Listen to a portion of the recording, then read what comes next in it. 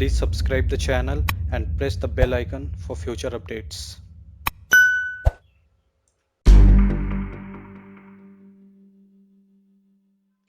Hello guys, welcome to Dorado solutions. तो E chart with angular 10 की series में welcome है आपका। तो लास्ट वीडियोस में हमने देखा था ई चार्ट को एंगुलर 10 के साथ कैसे इंटीग्रेट किया जाता है, प्लस हमने बेसिक लाइन चार्ट के बारे में देखा था, बेसिक एरिया चार्ट के बारे में देखा था। तो आज की वीडियोस में हम देखेंगे कि हम स्मूथ चार्ट को कैसे इंप्लीमेंट करते हैं। जैसे अगर मैं इसके ऑफिशियल वेबसाइट पे जाऊं तो ये हमारा स्मूथ चार्ट है। तो आज हम देखेंगे कि इसे हम कैसे इम्प्लीमेंट करेंगे अपने एंगुलर 10 के 10 प्रोजेक्ट के साथ। प्लस हम इस चार्ट को डार्क मोड में भी इम्प्लीमेंट करके देखेंगे। अगर आप यहाँ नीचे जाते हो तो यहाँ डार्क मोड का ऑप्शन होता है, तो हम डार्क मोड में भी इम्प्लीमेंट करके देखेंगे एंगुलर 10 के साथ। तो चलिए स्टार्ट करते हैं। तो अगर आपने अभी तक ई चार्ट को इंटीग्रेट नहीं किया अपने एंगुलर प्रोजेक्ट के साथ, तो ऊपर आई बटन पे क्लिक कर कर एक बार प्रीवियस वीडियो देख लीजिए कि हम ई चार्ट को कैसे इंटीग्रेट करते हैं एंगुलर 10 के साथ। तो चलिए, सबसे पहले आपको एक कंपोनेंट बना लेना है, या फिर मैं बोलूँ आपको एक पेज बना लेना है जहाँ पे अपने स्मूथ चार्ट की कोडिंग लिखोगे। तो यहाँ पे मैंने एक कंपोनेंट बना रखा है जिसका ये HTML है, ये CSS है, एंड देन ये आपका TS पार्ट है। ठीक है, तो चलिए हम यहाँ पे अपनी कोडिंग स्टार्ट करते हैं। तो बेसिकली हमें स्मूथ चार्ट को ड्रॉ करने के लिए सबसे पहले लिस्ट ऑफ स्ट्रिंग या फिर लिस्ट ऑफ ऑब्जेक्ट के फॉर्मेट में हो सकता है। तो चलिए हम सर्विस कॉल करके सबसे पहले हम अपना डेटा ले लेते हैं।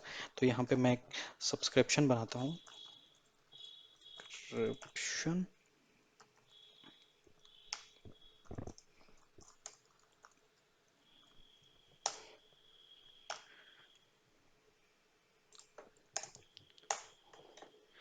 ठीक है। और कंस्ट्रक्टर के अंदर मैं अपने सर्विस क्लास को डिक्लेयर करता हूँ, जो कि ऑलरेडी मैंने बना के रखी है। मैं दिखा देता हूँ, प्राइवेट ई चार्ट सर्विस।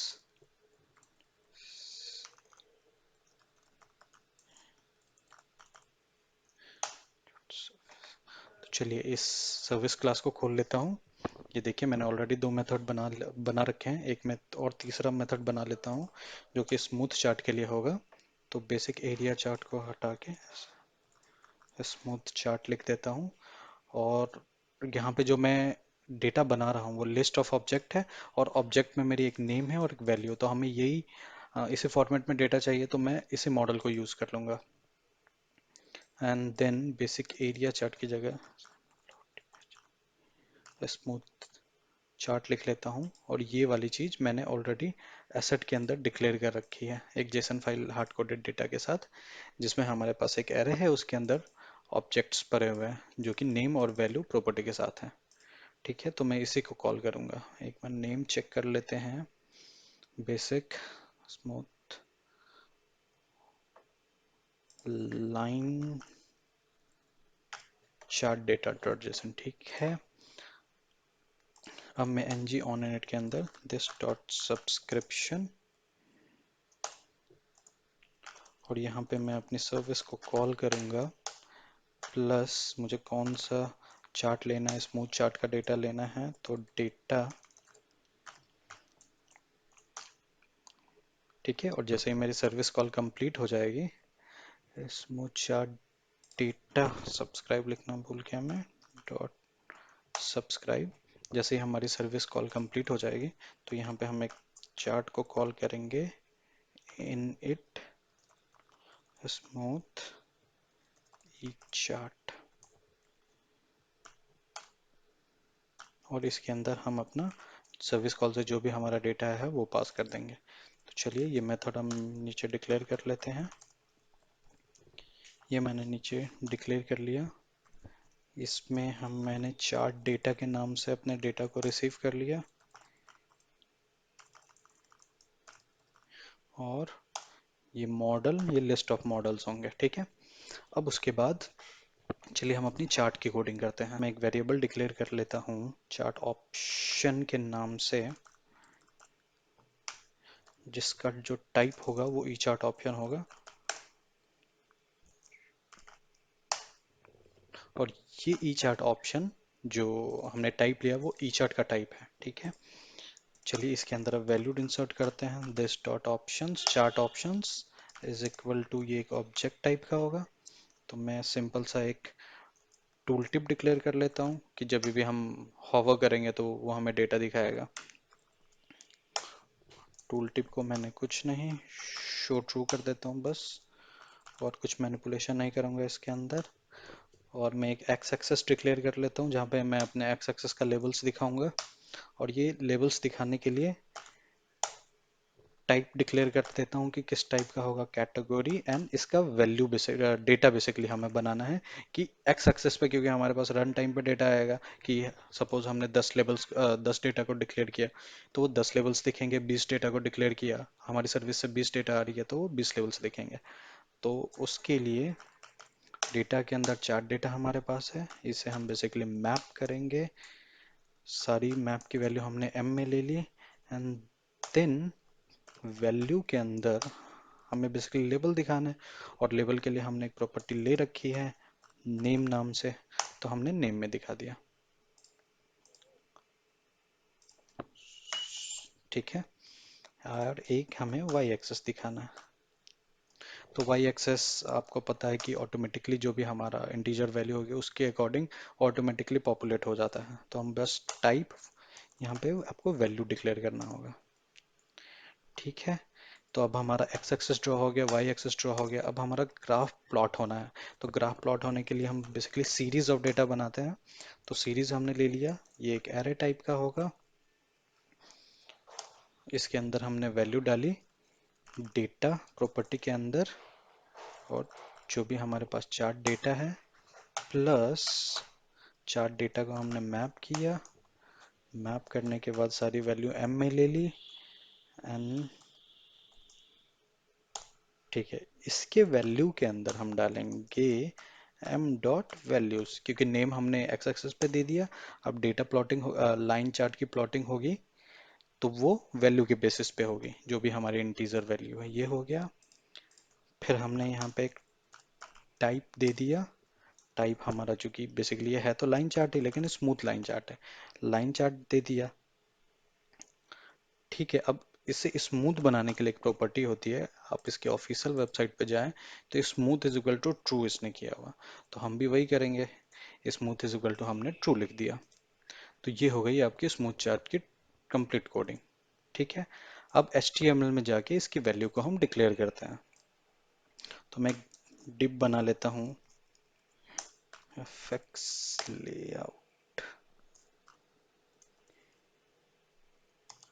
ये कुछ नहीं, मैं थोड़ा सा चार्ट अच्छी तरीके से दिखे इसके लिए कर रहा हूँ मैं।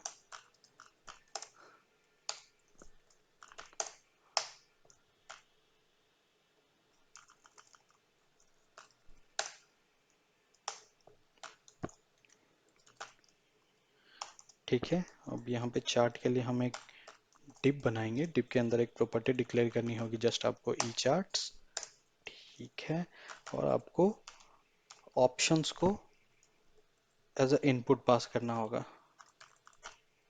ऑप्शंस के अंदर वही जाएंगे जो आपने वहां पे डिक्लेयर किए हुए, अंडर स्कोर चार्ट ऑप्शन। तो ये आपकी कंप्लीट कोडिंग हो गई स्मूथ चार्ट की। अब चलिए हम रिजल्ट जाके देख लेते हैं।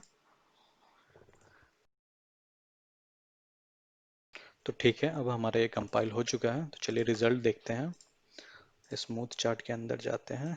स्मूथ चार्ट वर्क्स, ये रेंडर, ओह मैंने सेव नहीं किया था इसे।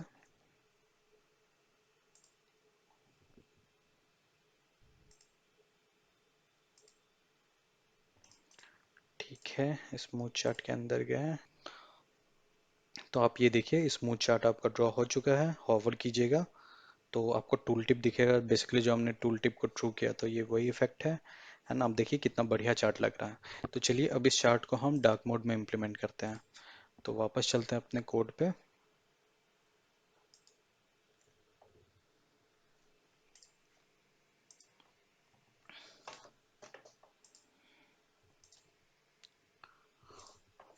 ठीक है, डार्क मोड में करने के लिए बेसिकली हमें एक थीम डिक्लेयर करना होगा, जो कि आपका इधर डार्क होगा या वाइट होगा। तो उसके लिए हम एक वेरिएबल डिक्लेयर कर लेते हैं थीम, और उसकी प्रॉपर्टी को स्ट्रिंग डाल देते हैं।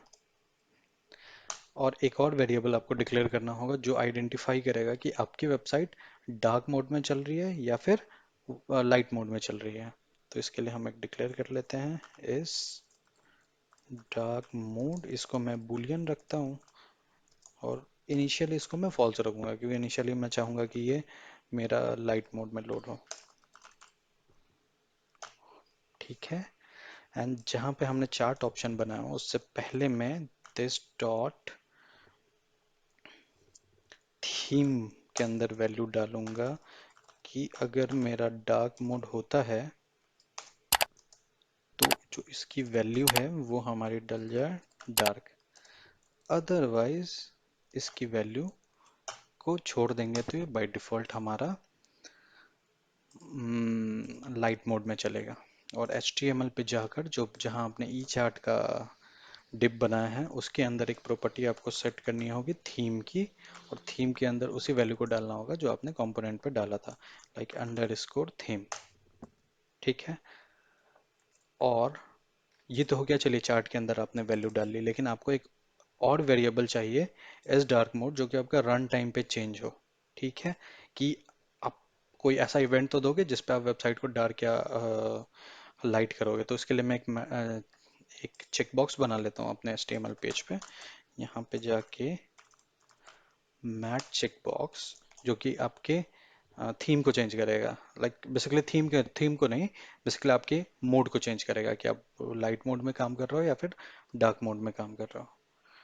तो इसके लिए हमने एक मैट चेक बॉक्स बनाया, उसके बाद हमने एक ng मॉडल दे दिया, उसकी वैल्यू को मैंने मैप कर दिया इसके साथ इस डार्क मोड। ठीक है। अब मैट चेक बॉक्स की प्रॉपर्टी होती है, अगर चेक हो तो ट्रू वैल्यू पास होती है, अनचेक हो तो फॉल्स वैल्यू पास करती है, तो रन टाइम पे ये अपना वैल्यू को चेंज कर लेगा। और जैसे ही ये इवेंट चेंज होगा आपका, तो हम क्या करेंगे, चार्ट को फिर से लोड कर देंगे, ng on init को कॉल करवा देंगे, ये क्या होगा फिर से खुद को लोड कर लेगा। फॉर्मेट कर दिया, तो अब क्या होगा कि बाय डिफॉल्ट जब ये लोड होगा तो इस डार्क मोड फॉल्स होगा, फॉल्स के साथ पूरी वेबसाइट होगी। जैसे ही हम चेकबॉक्स पे क्लिक करेंगे ng on init फिर से कॉल करेंगे, फिर से कॉल होगा, और इस टाइम तक इस डार्क मोड की वैल्यू ट्रू हो चुकी होगी, तो ये डार्क मोड अपने चार्ट को दिखा देगा। तो चलिए इसका रिजल्ट हम देखते हैं। अब